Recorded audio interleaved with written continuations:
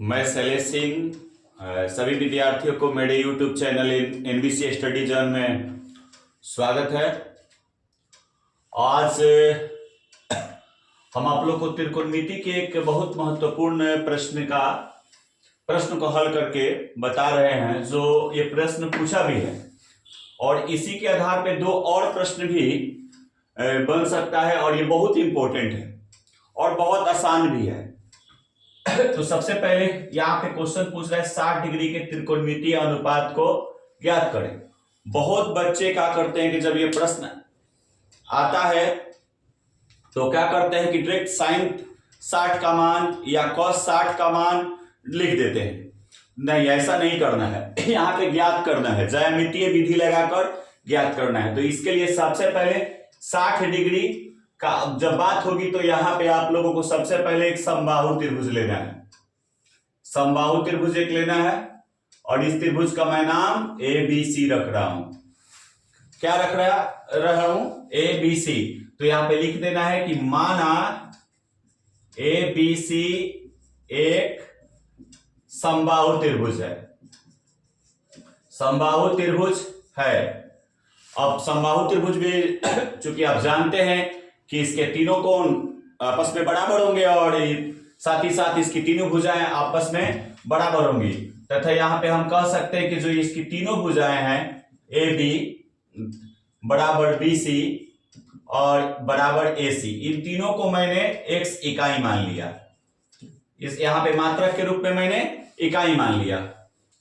तो और साथ आप पता है आप लोगों को तथा सभी को पता है कि तीनों कोण बराबर होंगे। ये कोण, ये कोण, ये कोण, ये तीनों कोण बराबर होंगे। यहां पर भी 60 डिग्री और यहां पर भी 60 डिग्री और यहां पर भी 60 डिग्री, यहां पर भी 60 डिग्री होंगे। और ये x है और ये पूरा x है और यहां से लेकर ये भी पूरा क्या है? x है। तो अब सबसे बड़ी बात है कि जब हम त्रिकोणमिति सोल्व करते हैं तो सबसे बड़ी बात है कि बिना समकोण त्रिभुज का त्रिकोणमिति की कल्पना नहीं की जा सकती। खास तौर पे तो त्रिकोणमिति में हम लोग समकोण त्रिभुज करने के लिए यहां से इसको हम लोग लंब डालेंगे।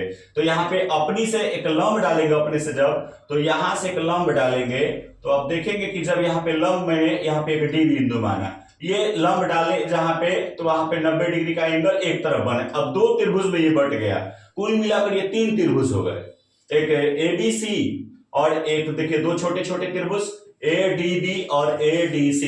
अब जो ये एंगल 60 था, अब ये 30 इधर बट गया इस त्रिभुज में और 30 इधर बट गया।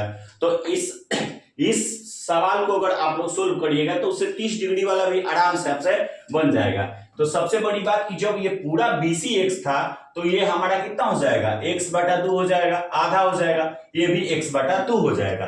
तो हम समकोण त्रिभुज में देखिए आमतौर पे हम जब देखते हैं ADC में देख रहे हैं, ज्यादा हम इसको बड़ा नहीं बनाएंगे। बहुत सारे शिक्षकगण या किताबों में देखे होंगे कि इसको पूरा लेंदी कर देता है बनाकर, उतना नहीं जाना है। अब मैथ में ज्यादातर लिखने से बचना है, मैथ के प्रोसेस पर ध्यान देना है। तो यहाँ पे देख रहे हैं कि ADC में क्या हो रहा है कि ये समकोण के सामने वाली जो भुजा कर्ण है x है, इसके आधार x/2 है। जब इस त्रिभुज में आते हैं तो इधर भी देख रहे हैं तो इधर x है और इधर आधार में x/2 है, यानी दोनों जो छोटे त्रिभुज है समकोण त्रिभुज, ये दोनों में भुजाएं जो है आधार और कर्ण बराबर है और ये जो शीर्ष लंब है ये दोनों में उभयनिष्ठ है। तो हम किसी भी त्रिभुज में, किसी भी समकोण त्रिभुज में ADC या ADB में हम AD निकाल सकते हैं, यानी शीर्ष लंब निकाल सकते हैं। तो जब हम शीर्ष लंब निकालते हैं उसके बाद क्या होगा ये देखा जाए। तो हम यहां पे लिखेंगे त्रिभुज किसमें, उधर ही चला जाए ADC में। ADC में हम क्या देख रहे हैं कि कोण D जो है वो 90 डिग्री पे है। कोण D जो है 90 डिग्री पे, 90 डिग्री आते ही आपके दिमाग में आता है पाइथागोरस प्रमेय। 90 डिग्री आते ही आपके दिमाग में आएगा पाइथागोरस प्रमेय। तो पाइथागोरस प्रमेय में आप देखिए कि ये इसको हम लंब मान लेते हैं, ये आधार है। जब ये लंब हुआ तो ये आधार होगा और ये समकोण के सामने वाली भुजा कर्ण होगा। तो आप जानते हैं पाइथागोरस प्रमेय से पाइथागोरस प्रमेय से आप क्या जानते हैं? आप यही ना जानते हैं कि कर्ण का स्क्वायर यानी AC स्क्वायर बराबर लंब का square AD square plus CD square. तो यहां पे AC का तो मान दिया हुआ है, माने हैं हम वहां पे x, तो यहां पे x का स्क्वायर और AD चूंकि अभी निकालना है तो AD का स्क्वायर, CD का आप देख सकते हैं x/2 का होल स्क्वायर। अब चूंकि AD हम लोगों को निकालना है, AD निकलेगा तभी जाकर के 60 डिग्री दोनों तरफ से हम देखेंगे तो ये जाकर के लंब बनेगा। तो हम लोगों को सबसे पहले AD निकालने का प्रयास करेंगे। तो AD स्क्वायर उधर रहने दिया जाए, ये एक्स स्क्वायर, ये जब सोल्व करेंगे तो ये AD स्क्वायर बराबर एक्स स्क्वायर और ये हो जाएगा 4। थोड़ा सा इधर लिखेंगे तो जगह कम बचेगा, इसलिए मैं आप लोगों को इधर बता रहा हूं, ध्यान से देखिएगा। अब x को एक साइड करते हैं तो यहां पे एक्स स्क्वायर ऑलरेडी पहले से है। अब जब ये लेफ्ट में आएगा तो ये हो जाएगा एक्स स्क्वायर माइनस में हो जाएगा, क्योंकि प्लस में है तो एक्स स्क्वायर बटा 4 बराबर में क्या हो गया AD स्क्वायर।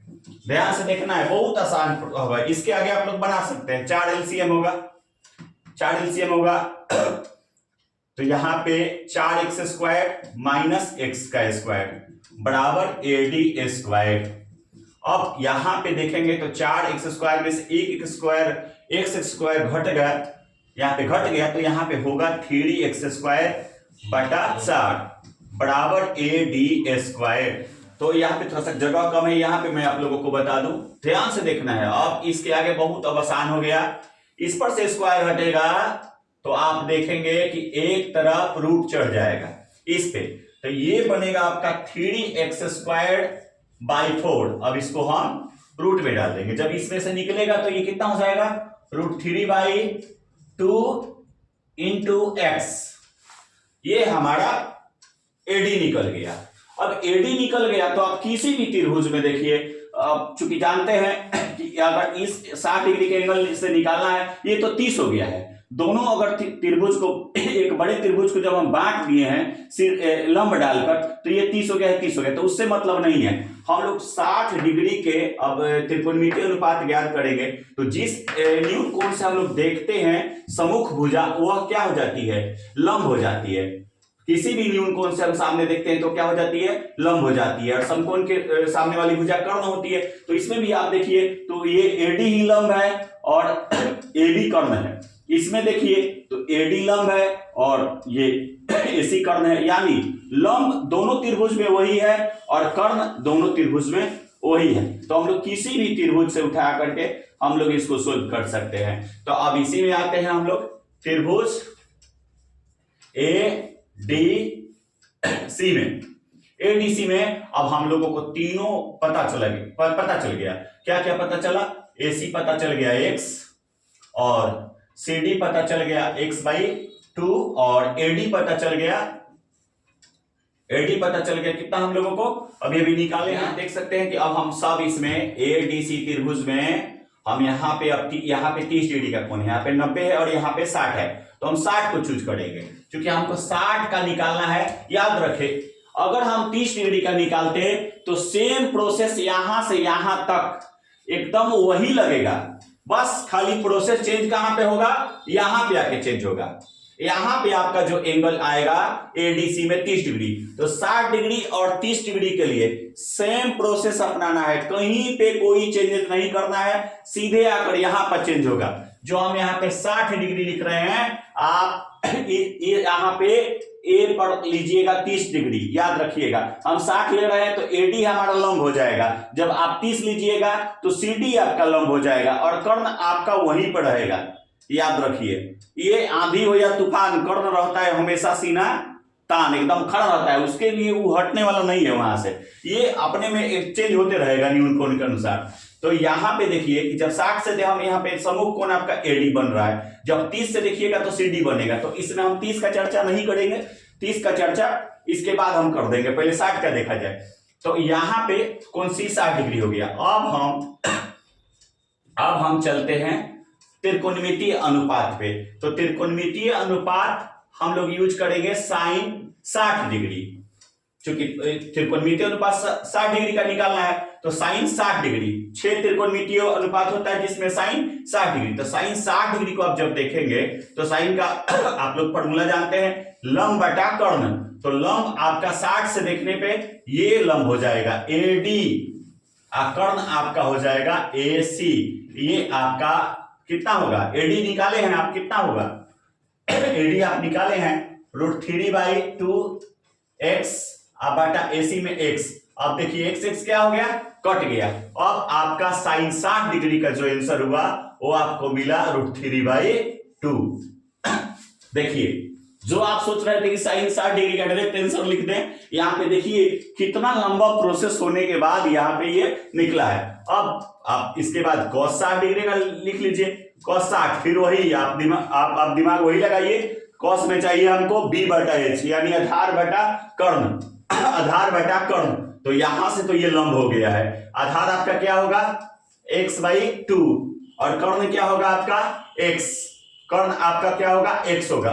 तो यहाँ पे क्या होगा, कैसे इसको सोल्व करिएगा, इसको सोल्व करने के लिए आपको क्या करना पड़ेगा, x/2 × 1/x, x क्या कर दीजिए, काट दीजिए। आपका कितना मिला 60 डिग्री का मान 1/2, cos 60 का मान होता है 1/2 और यहाँ पे निकाल कर मैंने दिखाया कि cos 60 का मान होता है 1/2। ऐसे ही आप एक tan का भी निकाल सकते हैं, tan 60 डिग्री का भी आप निकाल सकते हैं। जब tan 60 का निकालेंगे तो फिर ये tan में क्या चाहिए, लंब और आधार t/b, तो p आपका क्या होगा AD, p क्या होगा AD, तो AD का आंसर कितना है निकाले हुए हैं वहां पे, AD का होगा √3/2 × x और CD का कितना हो जाएगा x/2।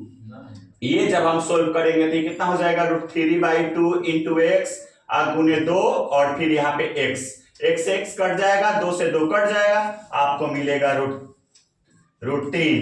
तो आप मैंने 3 निकाल दिया, 3 को अपोजिट कर दीजिएगा तो आपका आंसर, साइन को अपोजिट करिएगा तो कोसेक निकलेगा, फिर cos को अपोजिट करिएगा तो आपका सेक का आंसर निकल जाएगा, उसी तरह से tan को अपोजिट करिएगा तो आपका cot का आंसर निकल जाएगा। तो इतने आसान तरीका से मैंने आपको, इतना बेस्ट टॉपिक है ये खास तौर पे त्रिकोणमिति का, तो आप लोग इसको बिल्कुल देख लीजिए, अच्छे तरीके से अपने दिल में मन में उतार लीजिए ताकि ये सवाल आपको आ जाए प्रश्न अगर परीक्षा में तो आप भूल नहीं पाए। इसी प्रकार इसका 30 डिग्री यहां से चेंज करके आप बना सकते हैं और 45 डिग्री के लिए मैं आपको अगले वीडियो में बताऊंगा। ओके।